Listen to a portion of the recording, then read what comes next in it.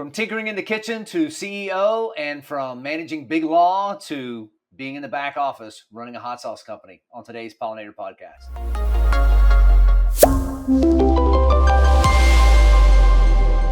So Deborah, you and I met at a Miss Esquire meeting. You came as a guest, and I'm not sure how the conversation got started about the hot sauce, and then you and your husband working together. And it immediately got my interest. I was like, okay, no, I need to hear more.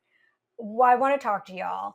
So tell me a little bit about your origin story. How did you guys meet and get together?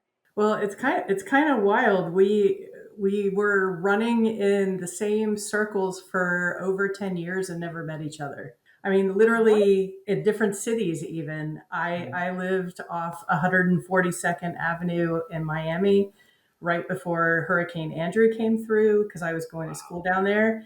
And he was living off 148th, and yet we never met. I was one of the prosecutors that was doing the prosecution of the adult entertainment dancers when the city of Castleberry had the straddle dancing ordinance that they were trying to have to clean up 1792. And he was writing Naked Macbeth. I didn't know. I didn't write Naked Macbeth. I was working for a website as a content writer, and I was assigned to follow the people on the production to get their point of view on what they were hoping to accomplish artistically. I was just doing a piece that I was assigned. Deb makes it sound more interesting, you know. Well, and it's kind of ironic because I was at a meeting last night, and we were talking about city ordinances here in Orlando and around, and somebody mentioned how, when OBT, used to be like the red light district, and how all the places got closed down eventually, or just kind of withered away. And then I think somebody was asking if the Rachels in Orlando was related to the Rachels in South Florida, wherever that's at. They are. Yep. As a prosecutor, I guess you would know. Yep. Oh my gosh. Okay, so 10 years of running in the same circles and never meeting. How did you finally actually meet? We met online. So we actually met online, which is crazy. And it was just when we got together, we started talking, and the same names kept coming up, and the same it was. And it was like, I know that person. I know that person. I know that person. Is Why one did we step never ahead meet? of the other person until they kind of that sort of situation. So it was kind of funny. Well, that's kind of exciting though, because you can go and now you're like who to go do your digging and your research with. You don't have to do the full FBI background check. It makes it sound like more of an exciting story than it was, but yeah, that's kind of how it is if you retell it, and depending on how much wine you've had for the evening.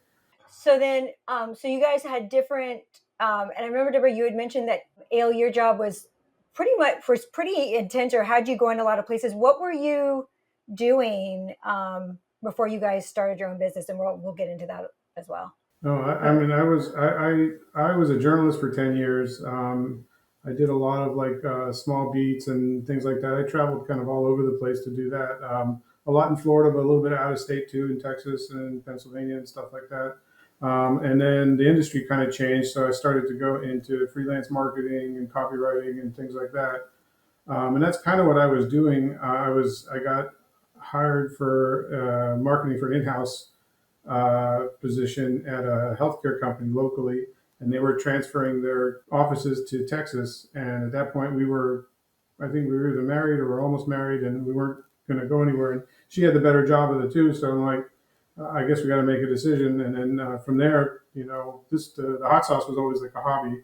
As we like to say, we made the mistake of listening to ourselves to see if we were going to make a business out of it or not. And then it kind of developed that way. So I couldn't stand to see him chase a job that he couldn't stand. He was not happy, in that job. And, we just sat there, and I said, you just have to do something that you enjoy. And he'd been making these sauces since before we were married. And they were, everybody who would come to our house would, want to take it home, and, hey, how'd you do that? And I said, you love this. Why don't we try to do this? And, we can survive on my salary, and give it a go. And if it doesn't work, then you can find another job that you can't stand, but at least we will have tried. So That sounds familiar. Right. So that's kind of Shannon's story. She wasn't making hot sauce, and she came on board with me. I followed her originally up to here to Orlando because we were down in Miami for a little over 13 years. And then she got her master's and was working in one of the big hospital systems, and then took a sales job doing medical sales. And then the position opened up in Orlando, much closer to my parents. So we're like, all right, well, now seems like the best time. Or if there's not going to be a better time because our son was about to start kindergarten. So before we got him started in school, let's move before we really put any more roots down. Yeah. But it still took another 6 years or so. It'll be 3 years in July since Shannon left that job and came on, and it was a very long sales cycle to try and convince her to do it. But once she got fed up and couldn't stand the way they treated her, then it finally, enough was enough. Yeah, the money wasn't worth it anymore. Money can only take you so far. You need your mental sanity and peace of mind, and that was gone. So yeah, it was time to switch. One, I want to hear about the hot sauces. He loves. Yeah, I want to hear about it. She doesn't want to hear about the hot sauce. I want to hear about the hot sauce. Well, yeah, I mean, I think one of his Father's Day gifts, we bought him like a hot sauce making kit, and like he grows peppers in our garden and plays with hot sauce. He loves that. But like, I guess I've always been interested in like, you come up, you have ideas, and you're like, oh man, I should do this. But then like, where do you even begin to like that whole process? Like, what was that like, figuring all that out together? Oh boy. We made lots of mistakes, some of them on live television. It was stories definitely just like seeding all these little stories. we should write a book on how not to start a food company. I think we've learned a lot of lessons. Finding, it's so much different. Just because you have an amazing home recipe doesn't immediately translate into a commercial product. And learning how to scale, the recipes, and finding quality co-packers who, could make the product, and lots and lots of trips to factories to oversee production, and everything from labels and FDA approvals, a lot of reading of books, and a lot of reaching out to people who graciously were, willing to give us their time to try and help us from making so many mistakes when we got it started. But can you walk us through that process a little bit though? Because I know I've seen plenty of people that have their stuff like at the little art show or fair in town, and there's all the little booths, and they have their specialty sauces and stuff like that. But to go from even in your kitchen to that to then getting something like national distribution is a big process. It's Florida's cottage. Every state and sometimes in some cases every kind of municipality has their own interpretation of cottage laws. For us to make hot sauce, if you're willing to sell it just at a farmer's market with say you're going to sell 20 bottles a week or something like that, the cottage law would apply provided that all your insurances are in place. We get asked a lot. The first thing you want to do is call the Department of Agriculture and call City Hall and see what you need if you're going to make it yourself. If you're not going to make it yourself, what you're going to need in terms of permitting, insurance, numbers, all that stuff. Because a lot of people, we've learned, kind of just make it in their kitchen and start selling it, and then they get burned later, especially when they're at a restaurant trying to sell it to somebody, and the food inspector happens to be there, and it goes backwards on them. We've seen people, issue tens of $1,000 fines at that point. The lawyer was not going to let us make anything in the house. So, there you go. There's the secret. That's the secret. Have in-house counsel that loves you dearly. And then from there, it's a matter of where your people think of it a little bit differently, because we kind of grew organically as opposed to having a firm business plan. We kind of said, let's see what we can do here, and then from there we can grow and kind of adapt as we went. A lot of people come in with the business plan with a bigger mindset, and that kind of changes differently because you're going in with a higher level of expectation. We found that if you can adapt and kind of move as you go along and be willing to understand that there's incurred costs as it comes along too. Every time you go out, like if the market is the center, and then you want to go outside of that market and start hitting festivals, then they're going to have their own requirements. And you have to kind of trickle it back and kind of work your way up. Those are things that take a little bit of time, a little bit of patience. But if you skip the step, the penalties are very, very severe, very severe. Same thing with trademarks and things like that. Make sure if you have a fun name to at least Google it before you put it on a label. We've seen that happen a number of times as well. It's a long process. I think every business, no matter what you're in, kind of starts at the same thing where you have to go through the things you have to do. Get the EIN and the insurances and the permits and all these other things. And then from there, once that's done, you have the foundation to kind of maybe stretch your legs and know that as you grow, you have to kind of feed the beast and kind of And build that it's foundation. so much more, right? Mhm. Like it's so much more than just being like the artistic person in the kitchen, Mhm. handling hot peppers and doing all those other things. And I think that's one of the big things that holds people back, and is they just don't. If you walk into that not knowing what you're up against, if you don't have a lawyer, right there in your back pocket to help guide you through, it's easy to get overwhelmed and just like, to heck with this. I'm just going to sell it out of the back door, and I'll keep my day job. And people do. We've known people for years who've gone down that route, partly because the investment is so high that they don't want to invest into it. They like, you keep the status quo, it's working, let's just keep at it. But it's just the people we've seen that have taken a hit from it, it's really, really severe, the punishments, the amount of fines and everything like that. So we always try to, when people ask us about it, we always try to tell them to try to do it the right way. If it scared you away from it, that's we're not trying to scare you away from it. We just want to make sure that they understand that if you do get caught, it's pretty severe of a penalty. So, how did you guys come up with the name? So, like, I see obviously you have a cat. So, is that what? You have two. Okay, well, we saw the one. So, is that where you came up with the name Fat Cat, or what inspired that? Well, when we were deciding if we could afford to do this and if we were going to be able to make a go of the company, Eyal was nervous, and we were sitting at the kitchen table, and I'm sketching everything out, and I'm like, "Look, okay, here's the mortgage payment. Here's the oh, that's the yes, that's He also wants some attention. So. that's the bigger one of the two." But we were putting everything on paper, and I'm like, okay, we're going to be able to keep the power on, everything's going to be fine. And as I was writing all of this down, our cat at the time, named Tiggy, who was 24 pounds, jumped right up in the middle of the table, and I'm like, well, there's the company name, Fat Cat. So, and that's how it came to be. Yeah. That's awesome. So we went through rebranding last year. So I understand like the process of like searching a name and making sure, you can do it and all that stuff. Did you have any issues with that? Or was it like, nope, it was wide open, you were good? We had to defend our trademark the first year that we were in business. There was a lady out on the West Coast who made a product called Fat Cat Mustard, and her logo was very similar to us. And we ended up having to go through litigation. We tried to, we even offered to help her.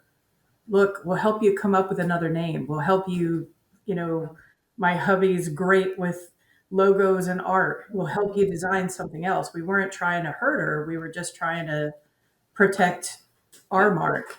And she didn't want any part of that. So it was a tough situation, but we constantly check to see.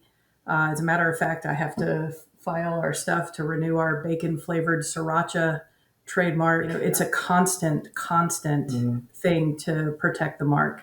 That's another important business thing to people think that just because they registered and got the trademark that it's automatically going to police itself, and that's not the case at all. You have to at least every 6 months run a search for yourself, even though you're looking at yourself all the time for marketing. people forget that it comes up now and then. And we've even done work out of country where we've had to have a trademark issued in like Korea and China because we've had export out there, and we didn't want to make sure people were going to do a knockoff. So it's something. Yeah, it's one of those things you never thought you'd end up doing, and you do. So Yeah, well, so we've worked with IP attorneys in the past, and that was one of the big eye-opening things. You're not just your 5 year and then your 10 year renewal and all that, but it's like if you can have it, you can own it, but if you don't defend it and you just let other people go out there and start using it, then all of a sudden your trademark is worthless. Yes. And a lot of people don't understand that. And so that's unfortunate. Apparently, this lady in California must not have had very good counsel to be that close and in the sauce category and everything else. So I just don't think she Googled it, but it happens. It's a sad thing. We're not trying to be enforcers or nothing, but we went through the due diligence and she didn't. So you have to kind of. Oh, okay. But Right. you got to protect it because, like you said, if you don't protect it, you will lose it. Yeah, we learned that online a lot too. So and Deb, did you do IP? Was that kind of your area as an attorney? Nope, not at all. I did mostly medical related litigation and employment litigation, personal injury litigation on both sides of the fence, mostly defense side, but some plaintiffs work also. But I absolutely did nothing related to hot sauce or IP or anything of the sort. But I was lucky enough that the firm that I was with for almost 24 years had such a breadth of practice areas that I was able to pick up the phone and call somebody and say, what do I do with this? And they were gracious to help me. And it was a blessing to be able to lean on them to get that information when we needed it.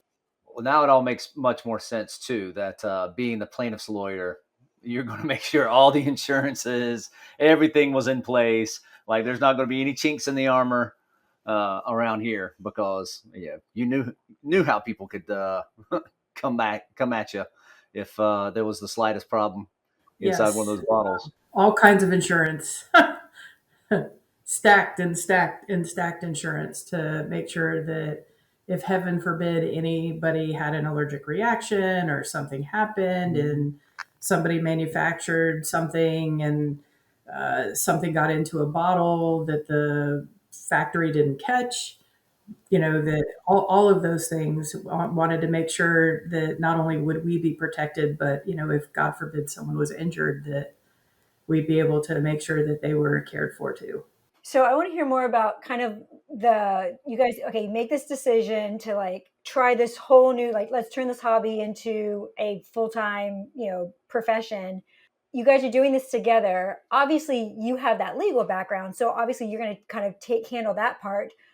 But what other roles, or how did you guys determine what all roles you guys were going to take? Because obviously, you know how to make the sauce, the legal part of it, but there's still a lot of other processes in between. How did y'all figure that out between the two of you? most of it fell on me in the beginning because this was what I was doing, and there was just a steep learning curve to a lot of it. We quickly learned that how to make it and how to sell it are two different factors entirely. And then once you sell it, there's different factions within that as well, depending on the end customer, whether it's a large customer, a small customer, how that kind of tailors. So each of that requires even more work. So a lot of it is the feeling out stage. It was I'd say a good 2 years before we actually felt comfortable enough to kind of say, okay, we have a work pattern in place. There was a lot of stumbling and a lot of, a lot of mistakes, both operationally and even trying to figure out what we're all doing. In the middle of it, she's working all the time and I'm trying to do this all the time. And the best thing that she could do is offer, I think, a lot of support. And the fact that she has like a very strong kind of a risk management background also helps because you can kind of float a lot of ideas by her as well. And from there, we kind of developed everything. I wouldn't say we started out that way. It's just kind of once the pieces of the puzzle kind of became clear, then we kind of fit that into the roles of what we do. And I would help with research and development. I was the managing partner of a very large office. So as the boss, he would have a formula and, the versions that the co-packers were putting together. And I would make everybody try it. And then give me your feedback. You're going to do employment law inside that firm, I guess. Did they have to sign like non-disclosures before they could taste the sausage? and waivers and all that kind of stuff. Mm-hmm. I mean, I don't know what's the hottest sauce in your lineup. We have a Carolina Reaper sauce called Hissy Fit, and it's stupidly hot. That's a great name. Great name. We are unapologetic cat people, so. With hot sauce too, the novelty is almost like 80% of the experience as well. So you forget that a lot of people forget that you do deal a lot with novelty, and that the label sells sometimes more than the sauce. So you have to have a lot of fun with it. And it doesn't all have to be toilets and demons and stuff like that. So we put a lot of things kind of funny. So yeah, it's funny. It's as I tell a lot of people, it's the only job in the world where you're expected to make more poop jokes than you'd like. And poop jokes are pretty commonplace anywhere. So, but here we do shows and stuff where a common word is how hot is it, and we just tell people it's a 2-day experience, and hopefully they get the joke, and then kind of run from there. So he gets the joke. Yeah, it's a lot. There's a lot of humor to it. It's a lot of, because you're dealing with reactions more than you're dealing with anything else, and so either they react to the label or they react to the product. In both good and bad ways. So you can kind of just play with it and roll the punches. Wow. Now, Shannon's told me that one of your sauces was actually in the Hot Ones show on YouTube that became very popular. So how did that come about? How did you get in? We do a lot of shows, not just for hot sauce, but we do a lot of shows for gift and novelty and cookware and things like that. And we happened at one of these shows to come across a scout for their show. And they liked what they saw, and then we just started a communication from there. It wasn't anything like we've sent them stuff in the past, but I think they get so many sauces that they don't have the ability to try everything. And we just happened to have a good connection with the scout, and just from there the relationship kind of. So it was a blessing. Marketing wise, it's fantastic. Where did it fall in the lineup? What number was it? Number 5. Number 5. All right. So where they just. Most people are just sort of like, oh, there's something there before they get to that bomb thing. The bomb is the trick, and then the bomb is usually the hottest in the lineup, but they can't close with the hottest, as we learned when we started working with them, because usually at the end, the celebrity has to give the pitch, and if you give them the hottest thing, they're not able to get the pitch out. So the bomb is the top, and then they make it look like it's hotter towards the end so that the pitch can kind of come out clean. Oh, so, secrets. Look at this. I didn't know that. Yeah, I didn't know that either. I thought it kept getting hotter, but I have always wondered that. It's just like, people complain about the metallic taste or something like that. It's an extract sauce, so it's not even a natural product. When they sell it to you online, you get the natural version of it because they want to put out a natural product. But that's you use a pepper extract, and it's done just for effect. 2 drops of that is supposed to make 5 gallons of chili and medium. And so if you're putting it all over a wing, it's gonna it's a biological reaction, and it tastes awful. It just tastes like pure metallic bitterness. But it does exactly what it's supposed to on the show, and I think everybody tunes in just to see who's gonna lose it. Yeah. So yeah.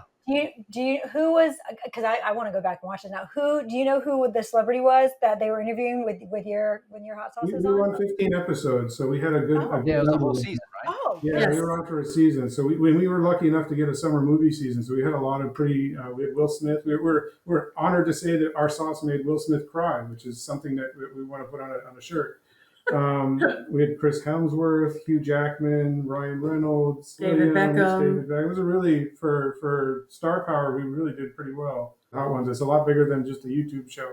They have their own distribution company and stores, and they have their own product line that kind of, so pretty exciting to at least be part of it for a little bit, for us to be somewhat connected.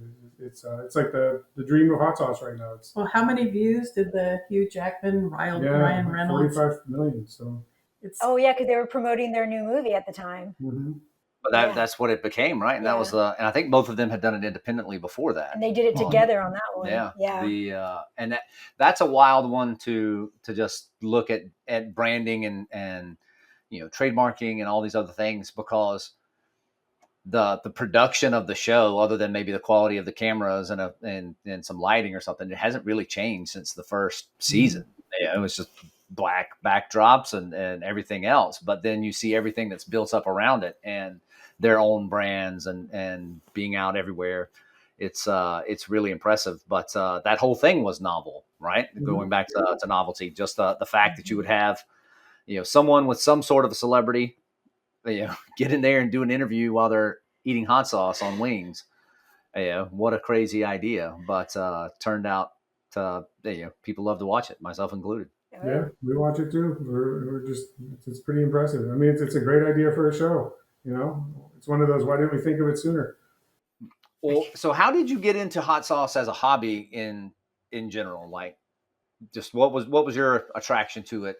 I've always, as a kid, I always liked spicy food. I don't look it. My mom is South American. We had a lot of table sauces growing up.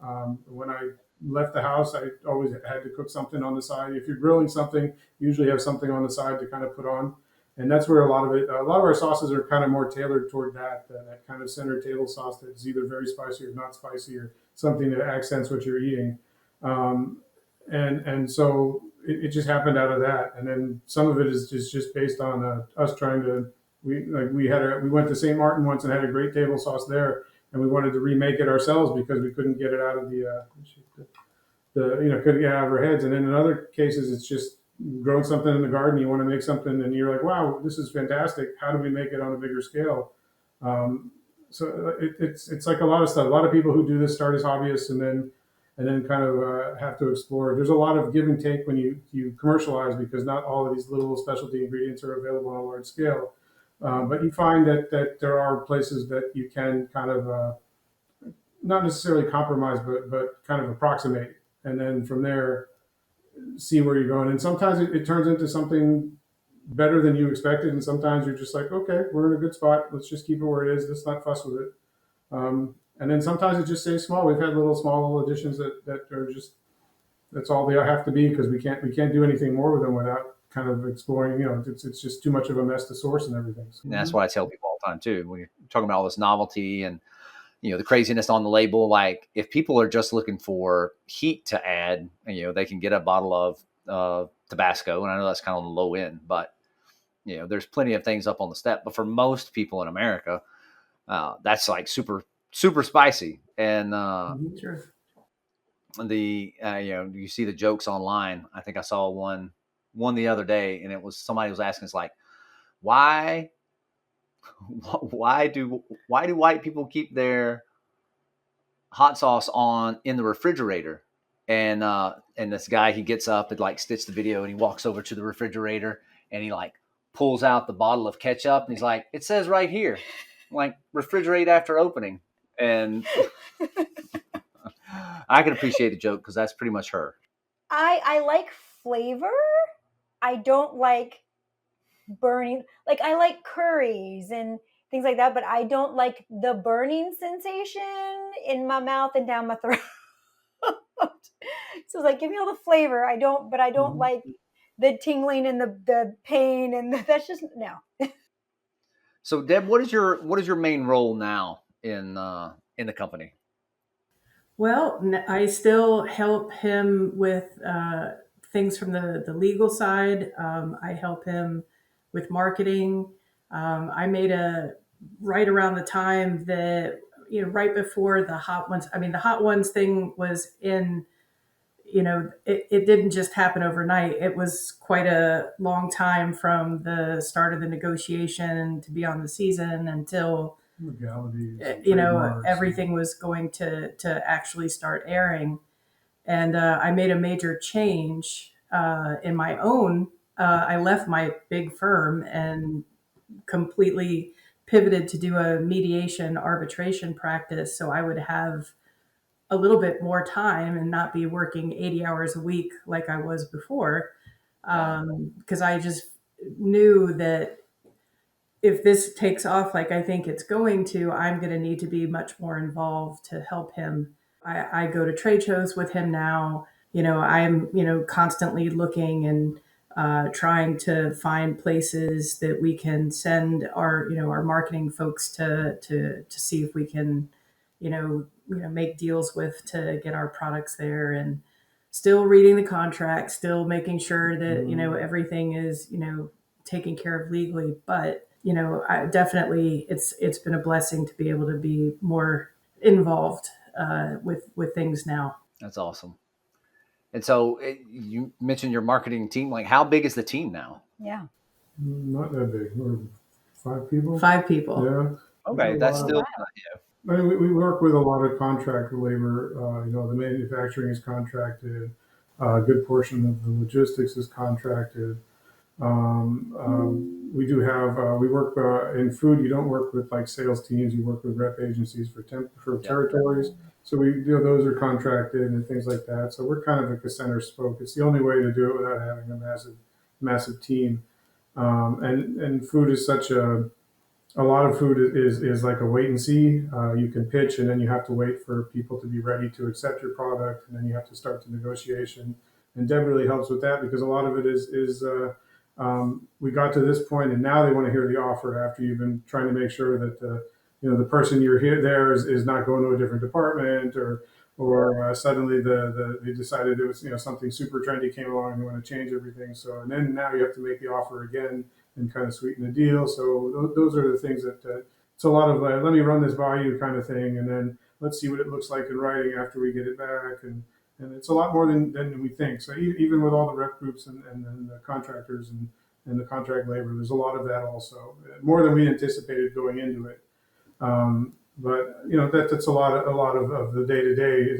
I always tell people, like, I used to make sauce. Now most of what I do is oversee logistics, and the logistics are pretty much like on every part of it. So absolutely, and especially with hot sauce isn't super perishable, but like, what is the shelf life of a bottle? Usually around 2 years, but to be honest, if you do keep it in the fridge, it stays a little longer.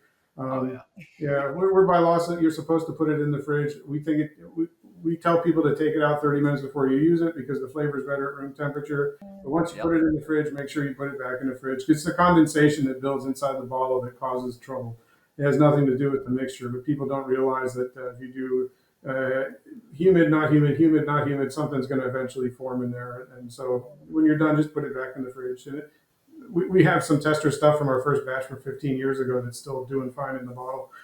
So it's the flavors are a little flat, but it's still, I guess, safe to eat.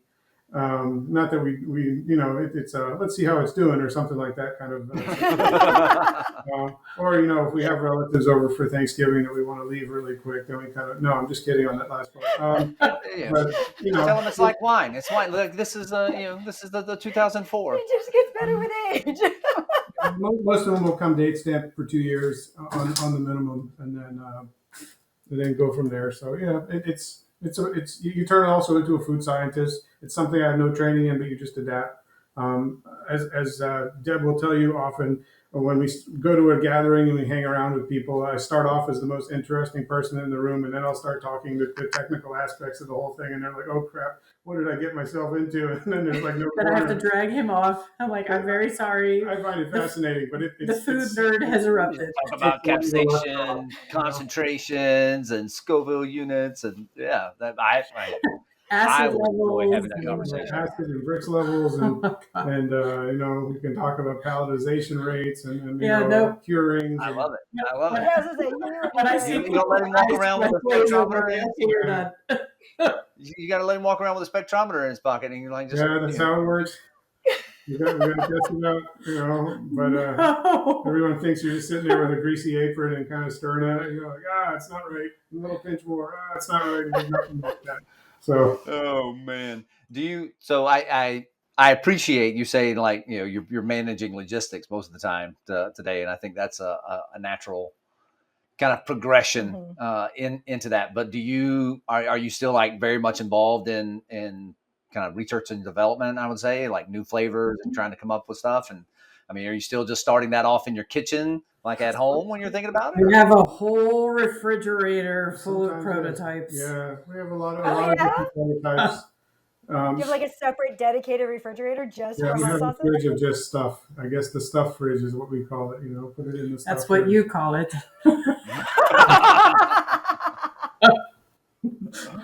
So Oh, that's fantastic. Oh my gosh, that's great.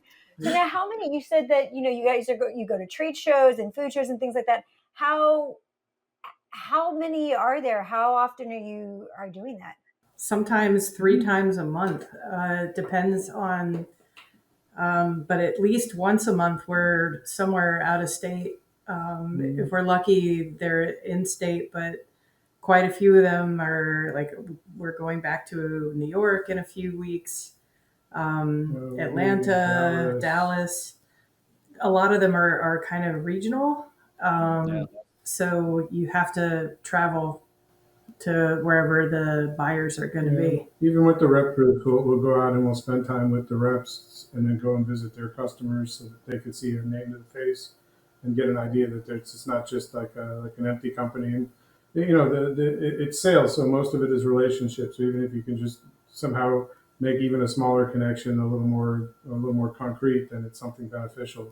And then most of the shows are more about that than they are just about trying to find customers. It's more about reinforcements and making sure that our customers are happy with what we're offering them and if there's anything that they need. Because sometimes they won't tell you. You need to see it firsthand. And then a lot of it's also merchandising based, where you can see how your products are being merchandised.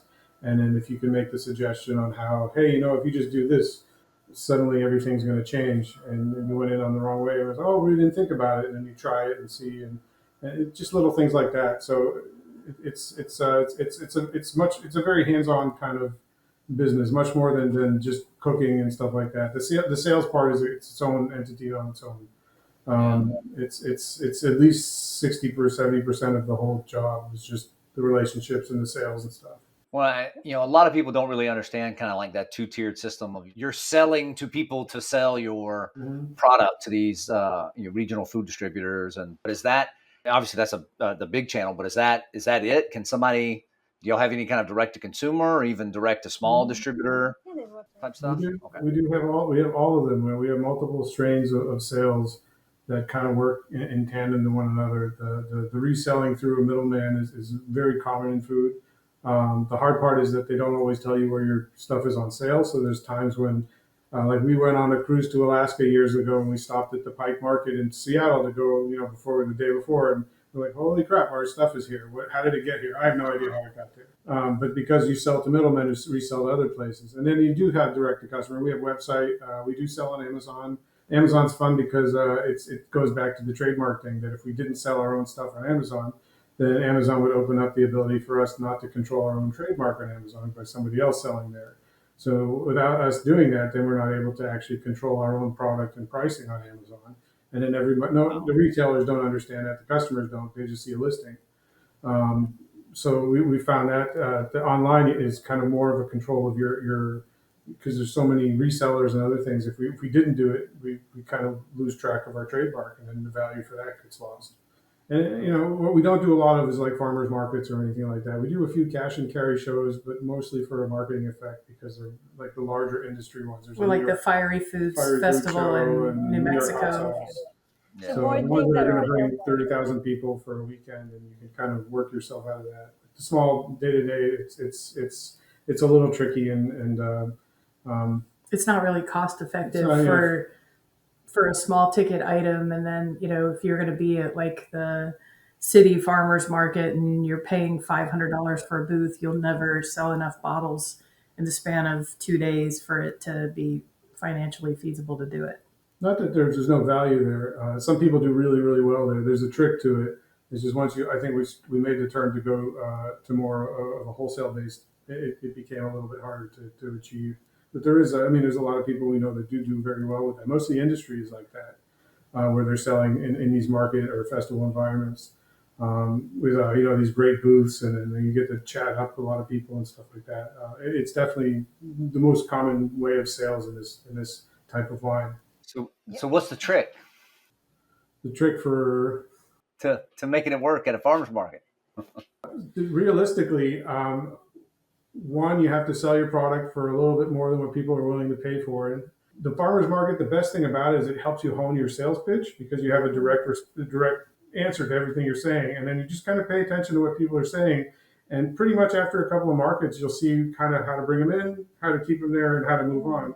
And then, like on online, you want to kind of tailor them more to more options. The longer they stay at your tent or your booth, the more things that you'll be able to kind of pitch to them, and then hopefully they're not just buying one bottle, they're buying 6, 7, 8 bottles or something like that. And we find that works really, really well. A nice one is the online system of sales works really, really well too, where your minimum is very high. So we saw a guy at the Fiery Food Festival had a great system where buy one bottle for $15, buy two for $25, and you get a free bottle. And the free bottle is, of course, something that's going to be in a giveaway budget anyway. But I don't think anybody walked away without dropping $25 at the minimum there. I thought that was pretty good. So, and you're seeing 10,000 people over the course of 3 days. That's a pretty good event. So yeah, that's fantastic. It's all in positioning. So I want to talk more about, because this is talking to married couples who run a business together, and running a business is challenging on its own. But I think there's an extra set of challenges that come with running a business and being married. So tell me about, obviously there's certain clear roles that you have, but when those decisions that you have to make, if there's a conflict or if there's like a disagreement, how do you decide the path to take? I know my answer.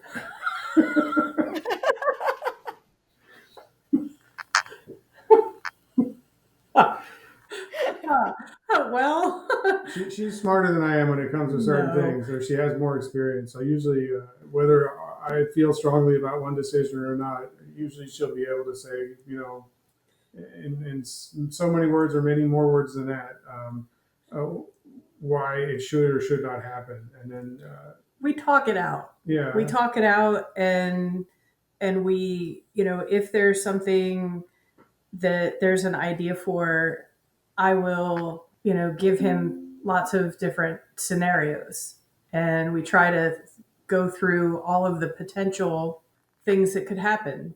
Sometimes it takes longer than other things, but usually if we talk it out, and we either modify to try and find the best possible route, or either we go for it or thumbs down. But it's just lots of communication, and it's thankfully easier for us to have this communication now with me, because now we both work from home. I think it's beneficial for us to be able to communicate more. And I guess because some of the other couples we've talked to, we typically find that one tends to be more of the like just jump and do it and we'll figure it out later. And then one person is, no, let's play out all the scenarios. Let's really make sure everything makes sense before you do that. Is that the same for you guys, or would you say, or no? I think there's certain things that we know, just perhaps because we've done this for so long, that there's some that are just easy to go into and say, let's do it. And we know if there are any negative repercussions, we kind of know what to expect. But for the most part, anything that's requiring it, I mean, before this interview, we were talking about promotional items that we have a budget for, and we're trying to see what we have and whether we want to extend the budget or something. And as we talked it out, an idea that sounded really good at the start, we're like, well, maybe it's not such a good idea. And it's, I don't know, we're I think also because we're both not, I guess we're impulsive to a certain limit, but we're also like responsibly impulsive. Maybe it's our parents beating it into us.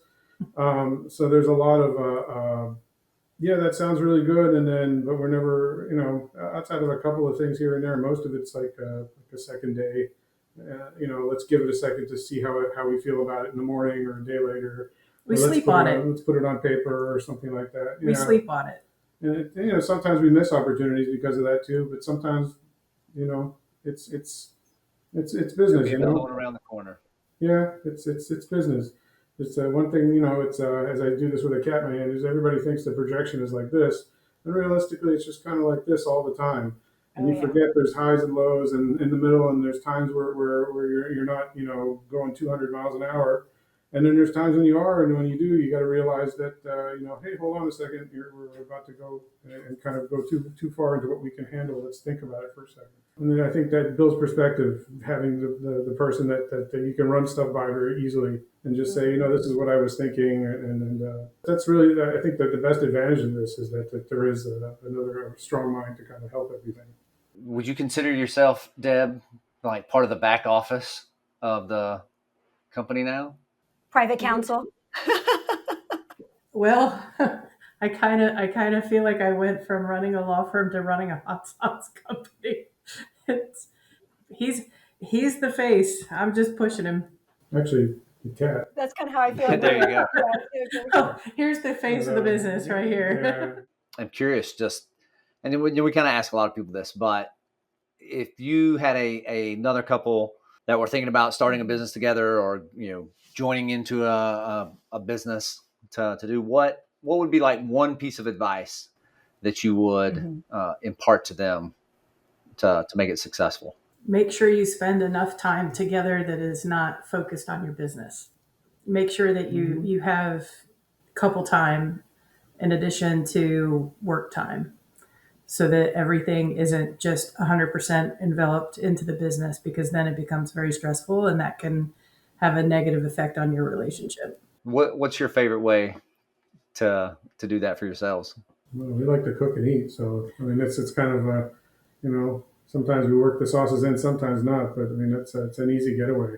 Yeah, we like to We've gone to and we like to go to fine dining restaurants all over the country and all over the world sometimes, and sometimes he gets inspiration. So as much as we're trying to separate things, sometimes it just pops up, and we'll have a sauce on a dish somewhere, and he's like, "Oh, I think I could do something with that." And it's like, okay.